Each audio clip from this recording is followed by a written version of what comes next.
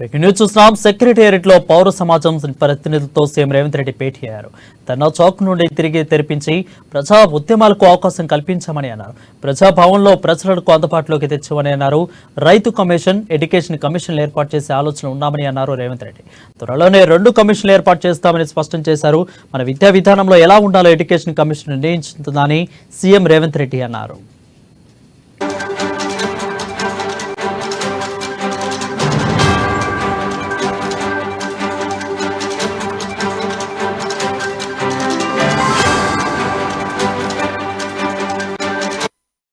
ఇక 25 ఎకరాల్లో SC, ST, BC, minority గురుకులాలను ఒకే ఇంటిగ్రేటెడ్ క్యాంపస్లో ఏర్పాటు చేయమన్నామని చెప్పారు సీఎం రేవంత్ రెడ్డి. అయితే పైలట్ ప్రాజెక్టుగా కొడంగల్లో ఏర్పాటు చేయమన్నామని చెప్పారు. కుల మత వివక్షను పూర్తిగా తొలగించామన్నదే వీటి ఉద్దేశమని అన్నారు రేవంత్ రెడ్డి. పంటల బీమా పథకాన్ని పకడ్బందీగా అమలు చేయబోతున్నామన్నారు సీఎం రేవంత్ రెడ్డి. పట్టణంలో ఉన్న చిక్కుముడిని తొలగించి ఉద్యోగాలను భర్తీ చేస్తామని చెప్పారు. యూపీఎస్సీ తరహాలో టీఎస్పీఎస్సీ ద్వారా నియామకాలను చేపడుతున్నామని ప్రకటించారు.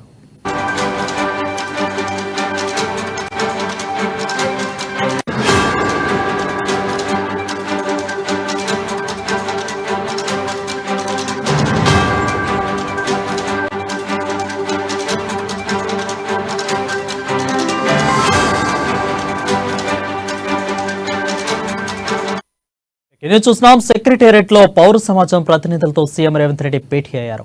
ధర్నా చౌక్ ను తిరిగి తెరిపించి ప్రజా ఉద్యమాలకు అవకాశం కల్పించామని అన్నారు. ప్రజాభవన్ ను ప్రజలకు అందుబాటులోకి తెచ్చామని అన్నారు. రైతు కమిషన్, ఎడ్యుకేషన్ కమిషన్లు ఏర్పాటు చేసే ఆలోచనలు ఉన్నామన్నారు రేవంత్ రెడ్డి.